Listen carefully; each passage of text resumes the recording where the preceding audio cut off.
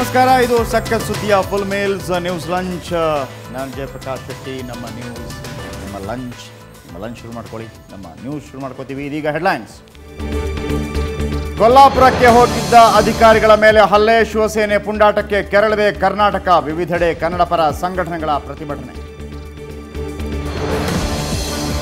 ಶಿವಸೇನೆ ಕಾರ್ಯಕರ್ತರ ಗೂಂಡಾಗಿರಿ ಹಿನ್ನೆಲೆ ಬೆಳಗಾವಿಯಿಂದ ಮಹಾರಾಷ್ಟ್ರಕ್ಕೆ ತೆರಳುವ ಬಸ್ ಸಂಚಾರ ಸ್ಥಗಿತ. ಎಸ್ಪಿ ಸಂದೀಪ್ ಪಾಟೀಲ್ ಆದೇಶ. ಕೆಜೆಪಿ ಅಧ್ಯಕ್ಷರಾಗಿ ಧನಂಜಯ ಕುಮಾರ್ ಆಯ್ಕೆ. ಕೆ ಶ್ರೀನಿವಾಸ್ಗೆ ಹಿರಿಯ ಉಪಾಧ್ಯಕ್ಷ ಸ್ಥಾನ. ಕಾರ್ಯಕಾರಿಣಿ ಸಭೆಯಲ್ಲಿ ನಿರ್ಧಾರ.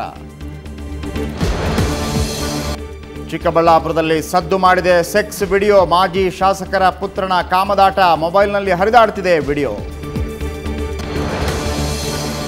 ಕಳ್ಳತನದ ಆರೋಪ ಹೊರಿಸಿ ಎಳ್ಕೊಂಡು ಹೋದ್ರು. ಅಪ್ರಾಪ್ತ ಬಾಲಕನಿಗೆ ಚಿತ್ರಹಿಂಸೆ ಕೊಟ್ಟರು. ಕಾಮಾಕ್ಷಿ ಪಾಳ್ಯ ಪೊಲೀಸರ ದರ್ಪಕ್ಕೆ ಕಿಡಿಕಿಡಿ.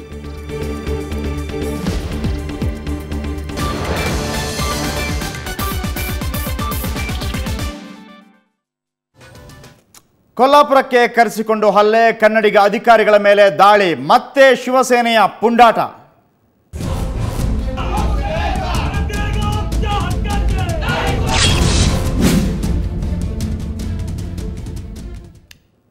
ಗಡಿನಾಡಲ್ಲಿ ಕನ್ನಡ ವಿರೋಧಿಗಳು ಪದೇ ಪದೇ ಖ್ಯಾತೆ ತೆಗೆಯುತ್ತಲೇ ಇದ್ದಾರೆ. ಸದಾ ಒಂದಿಲ್ಲೊಂದು ಕಿತಾಪತಿ ಮಾಡ್ತಿರೋ ಮರಾಠಿಗರು ಈಗ ಮತ್ತೆ ಉದ್ದಟತನ ಪ್ರದರ್ಶಿಸಿದ್ದಾರೆ. ಮಹಾರಾಷ್ಟ್ರದ ಕೊಲ್ಲಾಪುರದಲ್ಲಿ ಶಿವಸೇನೆಯವರು ರಾಜ್ಯದ ಸರ್ಕಾರಿ ಅಧಿಕಾರಿಗಳ ಮೇಲೆ ಹಲ್ಲೆ ನಡೆಸಿದ್ದಾರೆ. ಕೆಲವು ದಿನಗಳ ಹಿಂದೆ ಕೊಲ್ಲಾಪುರದ ಉದ್ಯಮಿ ಪ್ರಸಾದ್ ಮಂತ್ರಿ ಅನ್ನೋರು ಕರ್ನಾಟಕದಲ್ಲಿ ಉದ್ಯಮ ಸ್ಥಾಪಿಸಲು ಒಲವು ತೋರಿದ್ರು. ಈ ಹಿನ್ನೆಲೆಯಲ್ಲಿ ಬೆಳಗಾವಿ ಕೈಗಾರಿಕಾ ಕೇಂದ್ರ ಜಂಟಿ ನಿರ್ದೇಶಕ ಎಪಿ ಪರಡ್ಡಿ ಅವರು ತಮ್ಮ ಸಿಬ್ಬಂದಿಯೊಂದಿಗೆ ಕೊಲ್ಲಾಪುರಕ್ಕೆ ಭೇಟಿ ಕೊಟ್ಟಿದ್ರು. ಉದ್ಯಮಕ್ಕೆ ಬೇಕಾಗಿರೋ ಸವಲತ್ತುಗಳ ಬಗ್ಗೆ ಮಾಹಿತಿ ಪಡೆಯಲು ಅವರನ್ನು ಕರೆಸಿಕೊಳ್ಳಲಾಗಿತ್ತು. ಇದಕ್ಕಾಗಿ ಕೊಲ್ಲಾಪುರದ ಇಂಜಿನಿಯರ್ಸ್ ಅಸೋಸಿಯೇಷನ್ನಲ್ಲಿ ಸಭೆ ನಡೆಸಲಾಗುತ್ತಿತ್ತು. ಈ ವೇಳೆ ಏಕಾಏಕಿ ಒಳನುಗ್ಗಿದ ಶಿವಸೇನೆಯ ಕಾರ್ಯಕರ್ತರು ತಮ್ಮ ಪುಂಡಾಟ ಪ್ರದರ್ಶಿಸಿದ್ದಾರೆ. ಅಧಿಕಾರಿ ಪರಡ್ಡಿಯನ್ನು ಸಭೆಯಿಂದ ಹೊರಗೆಳೆದು ತಳ್ಳಾಡಿದ್ದಾರೆ. ನಡುಬೀದಿಯಲ್ಲೇ ಪರಡ್ಡಿಯವರನ್ನು ನಿಲ್ಲಿಸಿಕೊಂಡು ನಿಂದಿಸಿದ್ದಾರೆ.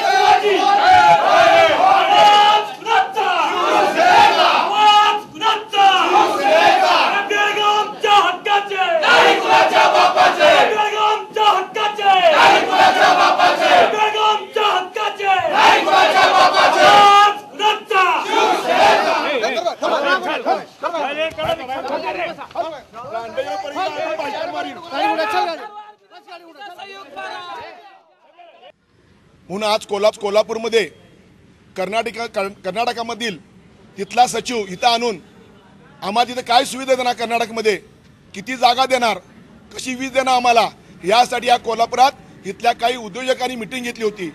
ती मिटिंग आम्ही शिवसेने उधळून लावली आणि त्या अधिकाऱ्याला पळवून लावलं. 10 मिनिटात इथनं निघा नाही तर कपडे काढीन असा आम्ही शिवसेना इशारा दिला. तो पळून गेला इथनं. म्हणून आज कोल्हापूरमध्ये कर्नाटकामधील तिथला सचिव इथं आणून आम्हाला तिथं काय सुविधा देणार, कर्नाटकमध्ये किती जागा देणार, कशी वीज देणार आम्हाला, यासाठी या कोल्हापुरात इथल्या काही उद्योजकांनी मिटिंग घेतली होती. ती मिटिंग आम्ही शिवसेने उधळून लावली आणि त्या अधिकाऱ्याला पळवून लावलं. 10 मिनिटात इथनं निघा नाही तर कपडे काढीन असा आम्ही शिवसेना इशारा.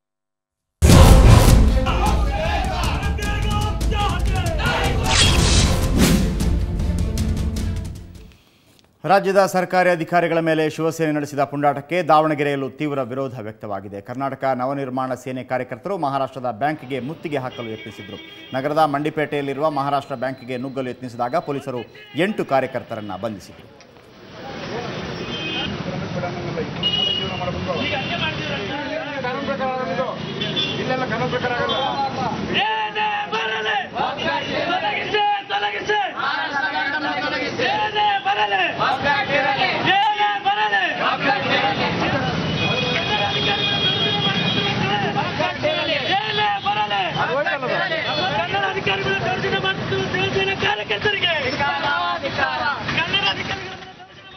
ಪ್ರತಿನಿಧಿ ರಾಚಪ್ಪ ಸುತ್ತೂರು ಇದೀಗ ನಮ್ಮೊಂದಿಗೆ ದೂರವಾಣಿ ಸಂಪರ್ಕದಲ್ಲಿದ್ದಾರೆ. ರಾಚಪ್ಪ, ಏನಾಯಿತು ದಾವಣಗೆರೆಯಲ್ಲಿ?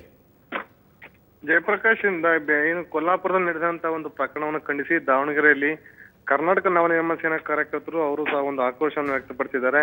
ಈ ಒಂದು ಹಿನ್ನೆಲೆಯಲ್ಲಿ ಅವರು ನೇರವಾಗಿ ಮಹಾರಾಷ್ಟ್ರ ಬ್ಯಾಂಕಿಗೆ ಮುತ್ತಿಗೆ ಹಾಕಿ ಅಲ್ಲಿ ಆಂದೋಲನ ನಡೆಸಬೇಕು ಮತ್ತು ಅಲ್ಲಿರುವಂತಹ ಒಂದು ಆ ಒಂದು ಖಂಡನೆ ಮಾಡಬೇಕು ಅಂತ ಒಂದು ವಿಚಾರದಲ್ಲಿ ಮಹಾರಾಷ್ಟ್ರ ಬ್ಯಾಂಕಿಗೆ ಮುತ್ತಿಗೆ ಹಾಕಿ ಒಂದು ಪ್ರತಿಭಟನೆ ವ್ಯಕ್ತಪಡಿಸುವ ಹಿನ್ನೆಲೆಯಲ್ಲಿ ಅವರು ದಾವಣಗೆರೆಯ ಮಂಡಿಪೇಟೆ ಶಾಖರು ಮಹಾರಾಷ್ಟ್ರ ಬ್ಯಾಂಕಿಗೆ ಅವರು ಮುತ್ತಿಗೆ ಹಾಕುವಂತ ಒಂದು ಯತ್ನ ನಡೆಸಿದರು.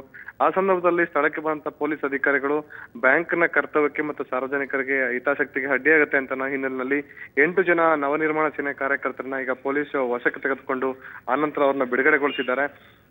ಈ ಪದೇ ಪದೇ ಏನು ಮಹಾರಾಷ್ಟ್ರದಲ್ಲಿ ಬೆಳಗಾವಿ ಮತ್ತು MES ಕಾರ್ಯಕರ್ತರು ಈ ರಾಜ್ಯದ ಮತ್ತು ಗಡಿ ಮತ್ತು ನಾಡಿನ ನೆಲವಿಷಯದ ಬಗ್ಗೆ ಪದೇ ಪದೇ ಇವರು ಕಿತಾಪತಿ ನಡೆಸಿ ತೊಂದರೆ ಕೊಡುವಂತಹ ಒಂದು ಯತ್ನ ನಡೆಸಿದ್ದಾರೆ. ಅದನ್ನ ಯಾರು ಸಹ ಸಹಿಸುತ್ತಿಲ್ಲ. ಹಾಗಾಗಿ ಇಡೀ ರಾಜ್ಯದ ಜನ ಈ ಒಂದು ವಿಚಾರ ಸಂಬಂಧಪಟ್ಟಂತೆ ಅವರು ಒಂದು ಹೋರಾಟಕ್ಕೆ ಅವರು ಮುಂದಾಗಬೇಕು ಅಂತ ಒಂದು ವಿಚಾರವನ್ನ ನವನಿರ್ಮಾಣ ಸೇನೆ ಕಾರ್ಯಕರ್ತರು ಮತ್ತು ಸಾರ್ವಜನಿಕರಲ್ಲಿ ಅವರು ಮನವಿ ಮಾಡ್ಕೊಂಡಿದ್ದಾರೆ. ಜಯಪರ್. ಓಕೆ ರಾಜಪ್ಪ, ಮಾಹಿತಿಗಾಗಿ ಧನ್ಯವಾದ.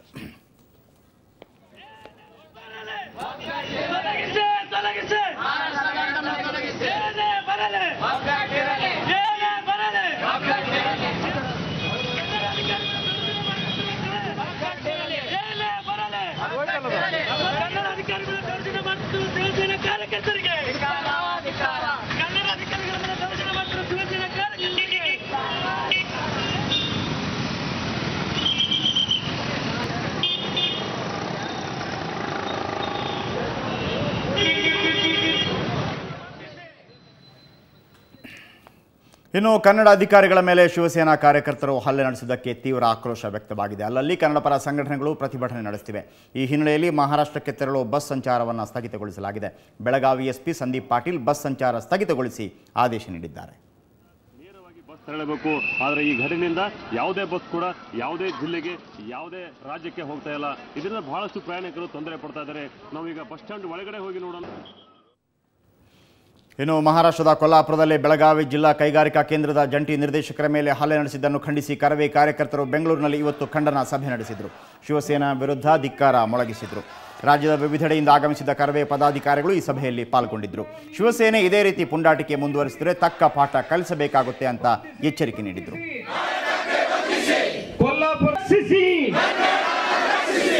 ಕನ್ನಡದ ಅಧಿಕಾರಿಗಳ ಮೇಲೆ ಹಲ್ಲೆ ಮಾಡಿರುವ ಶಿವಸೇನೆ ಕಾರ್ಯಕರ್ತರಿಗೆ ಒಕ್ಕೂಟ ವ್ಯವಸ್ಥೆ ವಿರೋಧಿ ಹೋರಾಟಗಾರರಿಗೆ ರಾಷ್ಟ್ರದ್ರೋಹಿ ಶಿವಸೈನಿಗೆ ರಕ್ಷಿಸಿ ನಾಡ ರಾಷ್ಟ್ರದ್ರೋಹಿ ಬಾಳ್ ಠಾಕ್ರೆಗೆ ಬಂಧಿಸಿ ಬಂಧಿಸಿ ಕೊಲ್ಲಾಪುರ ಕನ್ನಡದ ಅಧಿಕಾರಿಗಳ ಮೇಲೆ ಹಲ್ಲೆ ಮಾಡಿರುವ ಶಿವಸೇನೆ ಕಾರ್ಯಕರ್ತರಿಗೆ ಒಕ್ಕೂಟ ವ್ಯವಸ್ಥೆ ವಿರೋಧಿ ಹೋರಾಟಗಾರರಿಗೆ ರಾಷ್ಟ್ರದ್ರೋಹಿ ಶಿವಸೈನಿಗೆ ರಕ್ಷಿಸಿ ನಾಡ ರಾಷ್ಟ್ರದ್ರೋಹಿ ಬಾಳ್ ಠಾಕ್ರೆಗೆ ಬಂಧಿಸಿ ಬಂಧಿಸಿ ಕೊಲ್ಲಾಪುರ. ಮಹಾರಾಷ್ಟ್ರದಲ್ಲಿ ಶಿವಸೇನೆ ಕನ್ನಡಿಗರ ಮೇಲೆ ಹಲ್ಲೆ ನಡೆಸುವುದನ್ನು ಮುಂದುವರಿಸಿದರೆ ರಾಜ್ಯದಲ್ಲೂ ಮರಾಠಿಗರನ್ನ ಹೊಡೆದು ಬುದ್ಧಿ ಕಲಿಸಬೇಕಾಗುತ್ತೆ ಅಂತ ಕರ್ನಾಟಕ ರಕ್ಷಣಾ ವೇದಿಕೆ ಅಧ್ಯಕ್ಷ ನಾರಾಯಣ್ ಗೌಡ ಎಚ್ಚರಿಕೆ ನೀಡಿದ್ದಾರೆ. ಘಟನೆಯನ್ನು ತಡೆಯುವಲ್ಲಿ ಕೇಂದ್ರ ಗೃಹ ಇಲಾಖೆಯ ವೈಫಲ್ಯವಿದೆ ಅಂತ ಅವರು ಆರೋಪಿಸಿದ್ದಾರೆ. ಈಗ ಮತ್ತೊಮ್ಮೆ ವಿವಾದವನ್ನು ಸೃಷ್ಟಿ ಮಾಡೋ ಮೂಲಕ ಮಹಾರಾಷ್ಟ್ರದವರು ಖ್ಯಾತೆ ತೆಗೆದಿದ್ದಾರೆ. ಅದು ಕರ್ನಾಟಕವನ್ನು ಪ್ರತಿನಿಧಿಸುವಂತಹ ರಾಜ್ಯದ ಅಧಿಕಾರಿಯ ಮೇಲೆ ಹಲ್ಲೆ ಮಾಡೋ ಮೂಲಕ ಒಂದು ದೊಡ್ಡ ವಿವಾದಕ್ಕೆ ಕಾರಣರಾಗಿದ್ದಾರೆ. ಹಾಗಾದರೆ ಇದರ ವಿರುದ್ಧ ಕನ್ನಡ ಸಂಘಟನೆಗಳು ಏನು ಹೇಳ್ತಾರೆ ಕೇಳೋಣ. ಸರ್ ನಮಸ್ಕಾರ, ನೀವೇನು ಹೇಳ್ತೀರಾ ಸರ್? ರಾಜ್ಯವನ್ನು ಪ್ರತಿನಿಧಿಸುವಂತಹ ಅಧಿಕಾರಿ ಮೇಲೆ ಹಲ್ಲೆ ನಡೆದಿರೋದು ಎಷ್ಟು ಸರಿ? ಬಹುತೇಕ ಶಿವಸೈನ್ಯದು ಇದು ಪ್ರಥಮ ಗುಂಡಾಗಿರಿ ಅಲ್ಲ. ಹಿಂದೆಯೂ ಸಹ ಬೆಳಗಾವಿಯಿಂದ ಇಬ್ಬರು ಕನ್ನಡ ಹೋರಾಟಗಾರರನ್ನ TV ಸಂದರ್ಶನಕ್ಕಾಗಿ ಕೊಲ್ಲಾಪುರಕ್ಕೆ ಕರ್ಕೊಂಡೋಗಿ ಸಂದರ್ಶನ ನಡೀತಿದ್ದಂಥ ವೇಳೆಯಲ್ಲಿ ಆ ಒಂದು ಕಚೇರಿ ಒಳಗಡೆ ನುಗ್ಗಿ ಸುಮಾರು 2 ಕಾರ್ಯಕರ್ತರನ್ನ ಹಿಗ್ಗಾಮುಗಿ ಥಳಿಸಿ 2ನೇ ಮಾಡಿಯಿಂದ ಕೆಳಗಡೆ ಕಾರಿನ ಮೇಲೆ ಎಸೆಯುವಂಥ ಕೃತ್ಯವನ್ನು ಹಿಂದೆಯೂ ಸಹ ಶಿವಸೈನ್ಯ ಕೊಲ್ಲಾಪುರದಲ್ಲಿ ಮಾಡಿತ್ತು. ನನಗನ್ಸುತ್ತೆ ನಾಳೆ ಏನಾದರೂ ಕರ್ನಾಟಕ ರಕ್ಷಣಾ ವೇದಿಕೆ ಇಂಥದ್ದೊಂದು ತೀರ್ಮಾನ ಮಾಡಿಬಿಟ್ರೆ ಕರ್ನಾಟಕದಲ್ಲಿ ಮರಾಠಿಗರನ್ನ ಹುಡುಕಬೇಕಾಗತ್ತೆ ಅಂತ ಪರಿಸ್ಥಿತಿ ಬರುತ್ತೆ ಅನ್ನೋದನ್ನ ನಾನು ನೇರವಾಗಿ ಶಿವಸೈನ್ಯ ಮುಖಂಡರಿಗೆ ಎಚ್ಚರಿಕೆ ಕೊಡ್ತೀವಿ. ಯಾಕೆಂದರೆ ಭಾರತದ ಒಕ್ಕೂಟದಲ್ಲಿ ನಾವೆಲ್ಲ ಬದುಕ್ತಾ ಇದ್ವಿ ಅನ್ನೋದಕ್ಕೋಸ್ಕರ ಎರಡು ರಾಜ್ಯಗಳ ಮಧ್ಯದಲ್ಲಿ ಇಂಥದ್ದೊಂದು ಬೆಂಕಿ ಹಚ್ಚುವ ಕೆಲಸವನ್ನು ಮಾಡಬಾರ್ದು ಅನ್ನೋ ಕಾರಣಕ್ಕೋಸ್ಕರ ನಾವು ಇಲ್ಲಿವರೆಗೂ ಇವರ ಈ ಎಲ್ಲ ಕೃತ್ಯಗಳನ್ನು ಸಹಿಸಿಕೊಂಡು ಬಂದಿದ್ದು. ಬೆಳಗಾವಿಯಲ್ಲಿ ಇವತ್ತು ಬೆಳಗಾವಿಯ ಒಳಗಡೆ ಇದ್ಕೊಂಡು ಮಹಾರಾಷ್ಟ್ರಕ್ಕೆ ಜೈ ಅನ್ನೋದು, ಬೆಳಗಾವಿನ ಮಹಾರಾಷ್ಟ್ರಕ್ಕೆ ಸೇರಿಸಬೇಕು ಅನ್ನುವ ಕೃತ್ಯ ಒಂದು ಕಡೆ ಮಹಾರಾಷ್ಟ್ರ ಏಕೀಕರಣ ಸಮಿತಿ, ಒಂದು ಕಡೆ ಶಿವಸೈನ್ಯ ಮಾಡುತ್ತೆ. ಆದರೆ ಇವತ್ತು ನಾನು ಸವಾಲು ಹಾಕ್ತೀನಿ ಶಿವಸೈನ್ಯ ಮುಖಂಡರಿಗೆ, ನಿಮಗೇನಾದರೂ ಶಕ್ತಿ ಇದ್ದರೆ, ತಾಕತ್ತಿದ್ದರೆ ಬನ್ನಿ ಬೆಳಗಾವಿ ಸಾರ್ವಜನಿಕಕ್ಕೂ ಕರೆ ಮಾಡ್ತೀವಿ, ಬನ್ನಿ. ನಿಮ್ಮ ಗುಂಡಾಗಿರಿ ಎಷ್ಟು ಮಟ್ಟಿಗಿದೆ, ನಾವೆಷ್ಟು ಮಟ್ಟಿಗೆ ಮಾಡ್ತೀವಿ ಅನ್ನೋದನ್ನ ಶಿವಸೈನ್ಯ ನಾಯಕರಿಗೆ ನಾನು ನೇರವಾಗಿ ಇಲ್ಲಿ ಎಚ್ಚರಿಕೆ ಕೊಡ್ತಾ ಇದ್ದೀನಿ. ಇಂಥ ಗುಂಡಾಗಿರಿ ಮುಂದುವರೆದ್ರೆ ಇಡೀ ಕರ್ನಾಟಕದೊಳಗಡೆ ಮರಾಠಿಗರನ್ನ ಒಬ್ಬರು ಸಹ ಇಲ್ಲಿ ಉಳಿಯೋದು ಭಾರಿ ಕಷ್ಟ ಆಗುತ್ತೆ. ಒಟ್ಟಾರೆಯಾಗಿ ಈಗ ನಡೀತಿರುವಂತಹ ಬೆಳವಣಿಗೆಯನ್ನು ವಿರೋಧಿಸಿ ಭಾರೀ ಪ್ರತಿಭಟನೆಯನ್ನು ನಿರೀಕ್ಷೆ ಮಾಡಬಹುದಂತೂ ಈಗ ಖಂಡಿತವಾಗಿದೆ. ಇನ್ನಾದರೂ ಶಿವಸೇನೆ ಎಚ್ಚೆತ್ತುಕೊಂಡು ಕನ್ನಡಿಗರ ಸಂತೆಗೆ ಬರಲಿಲ್ಲ ಅನ್ನೋದು ಎಲ್ಲರ ಆಶಯವಾಗಿದೆ. ಬೆಂಗಳೂರಿನಿಂದ ಕ್ಯಾಮರಾ ಪರ್ಸನ್ ಶಿವಕುಮಾರ್ ಜೊತೆ ನಂದಿನಿ, ಸುವರ್ಣ ನ್ಯೂಸ್.